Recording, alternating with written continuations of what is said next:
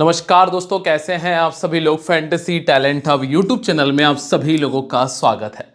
दोस्तों, वीडियो में आज हम बात करने वाले हैं एडिलेड स्ट्राइकर्स और ब्रिस्बेन हीट के बीच होने वाले बिग बैश लीग के मैच नंबर 17 के बारे में। और इस मैच में आपको क्या करना है, कैसे करना है, ये सारी चीजें बताऊंगा। वीडियो को बड़ा ध्यान से देखना, इसके बाद आप लोग इन्वेस्टमेंट करिएगा। लगभग अब सभी लोगों को इन्वेस्टमेंट करने के लिए पोर्टल मिल चुका है। मतलब कहाँ इन्वेस्ट करना है ये सभी लोगों को अब जगह मिल चुकी है। अगर किसी को अभी भी नहीं मिली है तो हमारे टेलीग्राम चैनल को ज्वाइन कर लो, बता देंगे कि कहाँ आपको स्मॉल लीग खेलना है और कैसे खेलना है। चलिए अब बात करते हैं इस मैच के बारे में कि इस मैच में आपको करना क्या है। लेकिन इसके पहले कुछ ज़रूरी चीज़ें मेरे दोस्तों, मेरे यारों, अगर आप लोगों ने अभी तक टेलीग्राम ज्वाइन नहीं किया है तो टेलीग्राम ज्वाइन करके रखिए। इसके लिए आपको जो लिंक है वो वीडियो के डिस्क्रिप्शन में मिल जाएगा, यहाँ पे मिल जाएगा। थोड़ा सा ब्लर हो गया है, चलिए कोई बात नहीं, समझदार हैं सभी लोग। मुझे उम्मीद है कि मेरे सभी साथीगण बहुत बहुत समझदार हैं और उनको पता है कि डिस्क्रिप्शन में कैसे जाना है। डिस्क्रिप्शन में जाने के लिए आपको सिर्फ वीडियो के नाम पर क्लिक करना है, नीचे बॉक्स खुल जाएगा। अगर आपको दिख रहा है तो बहुत अच्छी बात है, नहीं दिख रहा है तो मुझे कमेंट में बता दीजिएगा। चलिए वेन्यू के बारे में बात करते हैं। मैच होगा एडिलेड ओवल में। अब एडिलेड का ना ये होम ग्राउंड है। इस मैदान पर टोटल 79 मैचेस हो चुके हैं। पहले बैटिंग करने वाली टीम ने 44 मैचेस को विन किया है। सेकंड बैटिंग करने वाली टीम ने 35 मैचेस को विन किया है। यहां पर इस मैदान के ऊपर पहले बैटिंग करने वाली टीम को थोड़ा फायदा मिला है।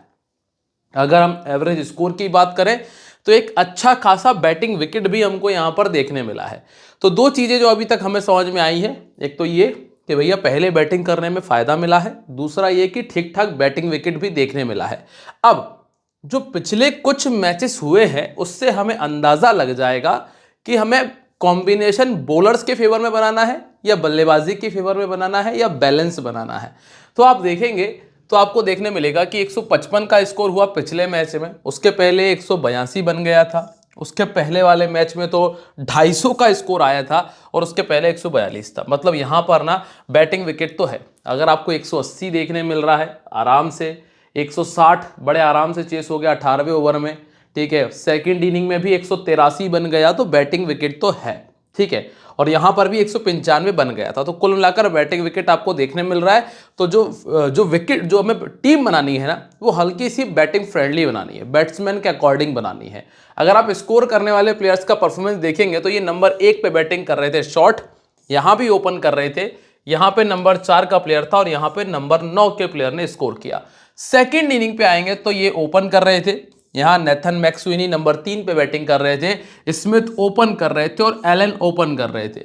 तो दोनों इनिंग्स में ना जो ओपनर हैं, जो वन डाउन और ओपनर के प्लेयर हैं, वो आपके लिए इंपॉर्टेंट पिक हैं, उनको टीम में रखना। अगर वहां अच्छे प्लेयर हैं तो गलती से भी मत छोड़ना, आपको फायदा देंगे। जो पावर प्ले की स्थिति है ना, 2 विकेट थे, यहां कोई विकेट नहीं, यहां कोई विकेट नहीं, यहां 1 विकेट, यहां जरूर 3 विकेट आए थे और यहां पर भी 3 विकेट आए। ये 2 मैचेस थोड़े से ज्यादा ही अनएक्सपेक्टेड गए पावर प्ले के। बाकी अगर आप देखोगे तो ऑलमोस्ट मिनिमम 1 और मैक्सिमम 2 विकेट गए हैं, इससे ज्यादा विकेट हमने नहीं देखा। चूंकि ये 2 मैचेस ही ऐसे रहे जहां पे पावर प्ले में थोड़े से ज्यादा विकेट हैं, इसके बावजूद भी टॉप ऑर्डर ने यहां पे स्कोर किया है। यहां पे आप देख सकते हैं दोनों मैचेस में ओपनर का स्कोर है। तो आप ये कर सकते हैं कि ज़्यादा ही अगर किसी का रिकॉर्ड खराब है उसको अलग करें, जिसका थोड़ा भी रिकॉर्ड अच्छा है उसको टीम में पिक करें, आपके लिए स्कोर आएगा। अब वो कौन कौन है वो मैं आपको आगे बताने वाला हूं, ठीक है। अब फास्ट बॉलर और स्पिनर्स की अगर हम चर्चा करें तो यहां पे 10 विकेट मिले फास्ट बॉलर्स को, यहां पे मिले हैं 7 विकेट, यहां पे मिले हैं 11 विकेट और यहां पर मिला है 3। स्पिनर को इस मैच में विकेट मिला था और थोड़े विकेट इस मैच में मिले हैं। तो ज़्यादातर जो विकेट हैं वो मिले हैं फास्ट बॉलर्स को। तो अगर टीम में पिक करना है कुछ बॉलर्स को तो वो फास्ट बॉलर्स होने चाहिए, ठीक है। और रही बात पावर प्ले की, तो भैया इस मैदान के ऊपर 50 रन बनना कोई बड़ी बात नहीं है। पावर प्ले के अंदर अगर आप देखें तो 60, 88, 68, 57 और 64, स्पेशली सेकेंड इनिंग में 50 रन हर बार पार हुए हैं। तो भैया पावर प्ले में 50 रन मान के चलिएगा कम से कम, ठीक है। अब ये 2 चीज़ें अगर आपको समझ में आ गई हो तो वीडियो में जो लाइक का बटन है उसको ठोक दो, तोड़ना नहीं है, सिर्फ आराम से क्लिक कर दीजिएगा। अब दोनों टीमों के हेड टू हेड की बात करें तो लगभग बराबर का परफॉर्मेंस रहा है। पिछला मैच ब्रायंट का स्कोर आ गया था 63 का, शॉर्ट ने 63 रन के साथ में विकेट भी निकाले थे। रेनशो का 33 था, जेवियर के 3 विकेट थे और वाइल्डर मत के 2 विकेट थे। तो यहाँ पे हसन के 2 विकेट, लुईक वुड ने 2 विकेट निकाले। अब इसके पहले जो एक और मैच खेला था उसमें आपको शॉर्ट का नाम कॉमन मिलेगा। क्रिस लिन का 47, रोज का 44 था, डार्सी के 4 विकेट थे और पॉप के 2 विकेट थे। यहाँ पे मैक्सुइनी ने 43 का स्कोर किया, कुनमैन के 3 विकेट आए थे और 2 विकेट निकाले थे मिचेल स्विप्सन ने। ठीक है, तो ये वो चीजें हैं जो पिछले 2 मैचेस में घटित हुई थी। अब आगे बढ़ते हैं और वर्तमान में क्या चल रहा है जरा उस पर नजर डालते हैं मित्रों। तो जरा आप देखेंगे, हम सबसे पहले बात कर रहे हैं एडिलेड के बारे में। क्रिस लेन और मैथ्यू ओपन करेंगे, इसके बाद मैकेंजी हार्वी और लियाम स्कॉट मिलते हैं, फिर आपको हैरी मेनंती, हैरी निल्सन मिल जाएंगे। इसके बाद आपको Jamie Overton, Luke Wood, Hasan Ali, जर्सी वाडिया और एल लॉयड पॉप मिलेंगे, जिसमें नई गेंद के साथ में ओवर्टन, वुड और हसन अली आपको मिलने वाले हैं। अब अगर हम रिकॉर्ड की चर्चा करें तो इस मैदान के ऊपर क्रिस लिन ने 33 का एवरेज मेंटेन किया है, जो कि बेहतर परफॉर्मेंस है, क्योंकि ये जो विकेट है बल्लेबाजों के अनुकूल है। इस वजह से हम ये देख पा रहे हैं कि टॉप ऑर्डर के जो 2 प्लेयर हैं दोनों ने इस मैदान पर घमासान मचा रखा है। 33 और 40 का एवरेज, और इन दोनों के मिलाकर अगर आप देखोगे तो आपको मिलेगा कि 16 बड़े स्कोर इन दोनों ने मिलकर बनाए हैं। तो ये दोनों प्लेयर ऑलमोस्ट आपके लिए ज़रूरी हो जाते हैं। फिर नीचे के प्लेयर ने उतने मैचेस नहीं खेले हैं, जैसे 3 मैच में 67, 5 मैच में इनका तो रिकॉर्ड गंदा रहा 37 का, इनका 1 में 8 है। निल्सन विकेट कीपर हैं, 10 में 123 है। तो नीचे के प्लेयर उतनी बैटिंग फिर आ भी नहीं पाई है। अब बॉलिंग की अगर बात करें तो मैथ्यू शॉट, चूंकि स्पिनर हैं, 10 विकेट इनके पास है। जेमी ओवर्टन फास्ट बॉलर्स को ये विकेट ने मदद की है, 12 विकेट मिले। लुईक वुड को विकेट नहीं मिल पाया, हसन अली को 2 विकेट मिले हैं और 15 विकेट निकाले हैं एल लॉयड पॉप ने। ठीक है, अब हम चर्चा कर लेते हैं सबसे पहले क्रिस लिन के बारे में। चूंकि इस मैदान का रिकॉर्ड क्रिस लिन का बहुत अच्छा है, उसके बावजूद अगर आप इनका रिकॉर्ड ब्रिस्बेन के सामने देखोगे तो आपको देखने मिलेगा थोड़ा सा परेशान है। पिछला 1 साल अच्छा गया है, रीसेंट फॉर्म खराब चल रहा है। तो 2 चीजें फेवर में है, 2 चीजें अगेंस्ट में है। 2 चीजें फेवर में कौन सी हैं? एक तो ग्राउंड का रिकॉर्ड अच्छा है, दूसरा पिछला 1 साल अच्छा गया है। बाकी ये टूर्नामेंट अच्छा नहीं चल रहा, ना ही इस टीम के सामने कभी अच्छा किया है, परंतु जो ग्राउंड कह रहा है उसके हिसाब से अगर हम चलते हैं तो ये प्लेयर आ जाएगा टीम के अंदर। तो क्रिस लिन को रखा जा सकता है। पहले बैटिंग करते हुए 450, सेकंड बैटिंग करते हुए 2 और 1 100 का स्कोर है। ऑफ स्पिन के सामने ये 2 बार पहले आउट हो चुके हैं, चाइना मैन के सामने भी ये पहले 2 बार आउट हो चुके हैं। अब अगला नाम आप देखेंगे मैथ्यू का है। मैथ्यू का ग्राउंड रिकॉर्ड भी अच्छा है, मैथ्यू का रीसेंट फॉर्म भी तगड़ा है, इस टीम के सामने भी 33 का एवरेज है, पिछला 1 साल भी अच्छा गया है। तो कुल मिलाकर कैप्टनसी की प्राइम चॉइस में अपनी जगह बना रहे हैं और बॉलिंग में 22 विकेट भी निकाले हैं। ये प्लेयर कंफर्म है और कैप्टन वाइस कैप्टनसी की चॉइस में है। अगला नाम है मैकेंजी का। मैकेंजी का इस ग्राउंड का रिकॉर्ड उतना कुछ खास रहा नहीं और ब्रिस्बेन के सामने एवरेज परफॉर्मेंस है। इस टूर्नामेंट का रिकॉर्ड अभी अच्छा नहीं चला, T20 में भी एवरेज से नीचे। अब यहाँ ना 3 चीजें जो है वो अगेंस्ट में है, 3 के 4 चीजें अगेंस्ट में है, इस वजह से ये टीम में फिट नहीं बैठ रहे। अब ये हो गया है रिस्क, अगर आप लेते हो तो ये रिस्क ही है। ठीक है, पहले बैटिंग करते हुए ये रिस्क लिया जा सकता है।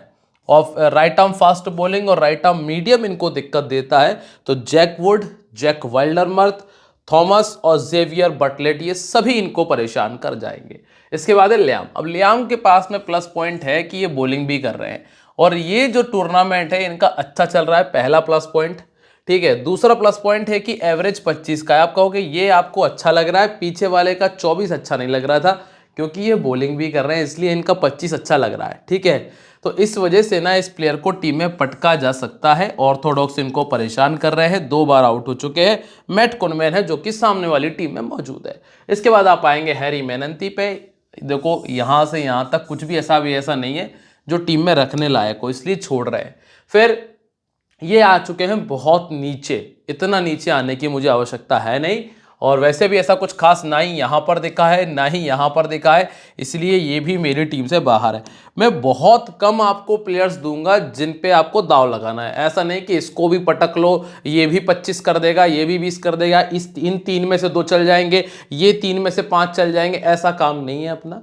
सीधा सिंपल सा फंडा है, ये बेहतर खेलता है, इसका रिकॉर्ड अच्छा है, इसको लेके चलेंगे, सीधी सिंपल सी बातें हैं।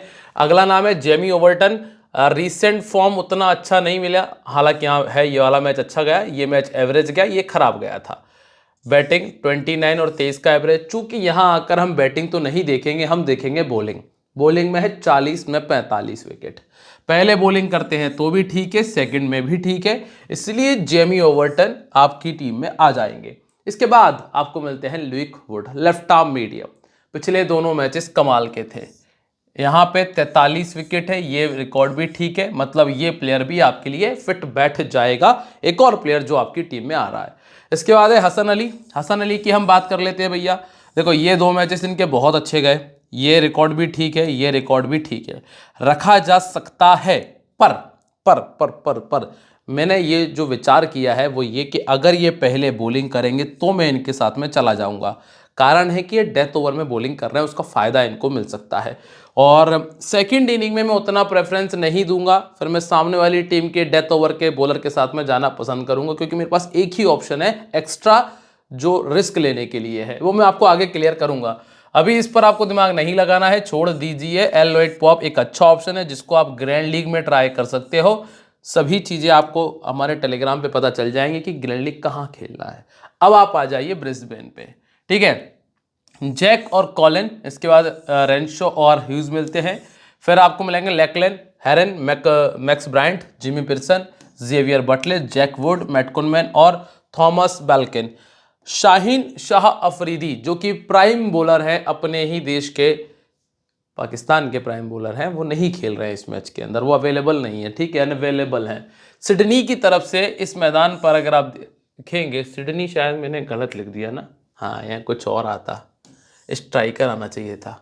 तो जैक वाइल्डरमर्थ का 6 पारी 1 विकेट, सॉरी 3 पारी में 4 रन है, माफ कीजिएगा। कॉलिन मुनरो ने 4 में 18 का स्कोर किया है। इन दोनों का रिकॉर्ड थोड़ा सा वाहियात सा आपको मिलेगा। फिर आप देखेंगे रेंशो, जिन्होंने के 30 का एवरेज है और 250 है। चूंकि ये दोनों प्लेयर रिसेंटली इनका रिकॉर्ड देखेंगे, अगर ठीक होगा तो दिमाग लगाएंगे, नहीं तो बदल सकते हैं। फिर आप आएंगे लेकलन पे, 1 में 32 है, नीचे के प्लेयर का रिकॉर्ड अच्छे नहीं है, 15 और 17 का एवरेज मिलता है। बॉलिंग में भी वाइल्डमर्थ का रिकॉर्ड ऐसा कुछ खास है नहीं, ना ही रेंशो का है। जेवियर का भी एवरेज है और मैट कुनमैन का रिकॉर्ड जरूर थोड़ा सा ठीक नजर आया है, 4 में 8 विकेट के साथ। अब आइए जैक की तरफ। जैक ने एक कमाल कर दिया कि एक मैच में 100 बना दिया, 2 मैचेस में 2-2 विकेट निकाल दी और एक में निकाल दिया 3 विकेट। बस यही रीजन है कि जैक को आपको रखना पड़ जाता है और कैप्टनसी की आप चॉइस भी बना देते हो। क्यों? क्योंकि एक तो 4 ओवर पूरे डाल रहा है लड़का, दूसरी चीज ये है कि death over, power play plus batting में टॉप ऑर्डर में बैटिंग कर रहा है। ये सारी चीजें जो है वो प्लस पॉइंट करती हैं, इसीलिए इसको रख रहा है। बैटिंग के भरोसे मत चलना, क्योंकि बैटिंग बहुत ही गंदी कर रहा है। 100 हटा दो तो इन्होंने 300 रन बनाए 30 मैचेस में, ठीक है। 49 विकेट है, इसलिए इनको लेके चलना जरूरी है। अब अगला नाम आता है मुनरो का। मुनरो ने क्या किया कि एक में 55 बनाया, बाकी 3 में गच्चा किया है। एवरेज 30 का है। पहले बैटिंग करते हुए बहुत गंदा खेला, सेकंड बैटिंग में तो फिर भी 4-50 है। तो ये चीज बताती है कि सेकंड इनिंग में ट्राई कर लेना, पहली में छोड़ सकते हैं।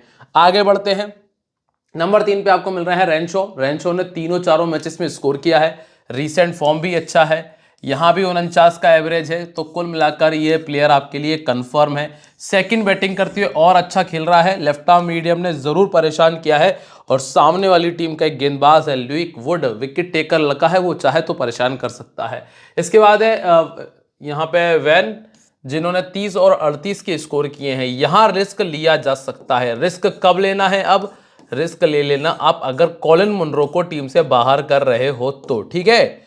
ये चीज आ गई होगी समझ में। आगे लेकलन, इनका लिस्ट ए का है रिकॉर्ड, 36 का एवरेज है, 250 100 है। T20 क्रिकेट अभी इन्होंने नहीं खेला है, मतलब ये वाला नहीं खेला जो ऑफिशियली रहते हैं वो। फिर इसके बाद मैक्स ब्रायंट, ये खिलाड़ी काम का नहीं है, चाहे ये 100 भी बना देना तो भी ये काम करेंगे। 2 खिलाड़ी मैं हमेशा मना करता हूँ, एक सैम हार्पर और एक मैक्स ब्रायंट। ये दोनों कोई काम के प्लेयर नहीं, जन्म जन्म से खेलते देख रहा हूँ इनको मैं, और इन्होंने आज तक कभी ऐसा नहीं किया टीम को जिताया। एक आधे एक मैच में तुक्का लग गया हो तो लग गया, और बाकी कुछ करते धरते नहीं है। फिर आते हैं जिमी पेयरसन, विकेट कीपर है, आपके पास चॉइस है भी नहीं। हैरी निल्सन बहुत नीचे खेल रहे हैं, तो आपके पास चॉइस बस यही बच रहा है, तो जिमी पेयरसन आपको ऑटोमेटिक मजबूरी बच रखना पड़ेंगे, अब चाहे जो भी रिकॉर्ड हो। फिर है जेवियर, ये अच्छा बॉलर है, इसको नहीं छोड़ पाओगे। 43 में 57 विकेट है, दोनों में अच्छा रिकॉर्ड है। जैक वुड का 2 में 2 विकेट है। अगले जो 2 नाम है आपको मिलते हैं, एक मैट कुनमैन, इस पर रिस्क ले सकते हो चाहो तो, हालांकि रिकॉर्ड में ऐसी दम नहीं है, बस हाँ एडिलेड को जरूर परेशान किया है। और थॉमस की तरफ देखेंगे तो इन्होंने पहला मैच खेला था, 2 विकेट निकाल दिए, तो एक इस पर रिस्क लिया है हमने इस टीम के अंदर। ठीक है, अब क्या कहता है कैप्टन वाइस कैप्टनसी के ऑप्शंस। मैथ्यू और जैक और जेवियर, ये 3 ऐसे चॉइस है जिनको आप स्मॉल लीग में बना सकते हो, पर 99% लोग इन दोनों पर ही सीमित हो जाएंगे। 1% लोग जो होंगे वो अगर रिस्क लेकर जेमी ओवर्टन तक आ सकते हैं। बाकी आपके पास स्कॉट और रेनशो का भी बहुत अच्छा ऑप्शन है। स्मॉल लीग में 99% लोग यहीं रुकेंगे, देख लेना आप। अब आप टीम कॉम्बिनेशन की बात करें, देखो ये तो हो गई मजबूरी पहली चीज। इसके बाद रेंशो को हमने टीम में रखना है, इनको नहीं छोड़ पाओगे, इनको नहीं छोड़ पाओगे, इनको नहीं छोड़ पाओगे, ये बेहतर ऑप्शन है, ये अच्छा प्लेयर है, ये अच्छा प्लेयर है। अब छोड़ने वाले प्लेयर कौन कौन से मिल रहे हैं, एक तो लेन मिल रहा है, मुनरो मिल रहा है और बाल्किन मिल रहा है। अब मुनरो के स्थान पे चाहो तो एक एक्स्ट्रा बॉलर बढ़ाया जा सकता है, बाल्किन के स्थान पे चाहो तो दूसरा बॉलर ट्राई कर सकती है, 2 चीज़ें बदली जा सकती हैं बस। अब रही बात लेन की, तो लेन का जो रिकॉर्ड है ना, वो इस मैदान का रिकॉर्ड इनका बड़ा तगड़ा है, तो इस वजह से ये खिलाड़ी आपके लिए टीम में रह रहा है।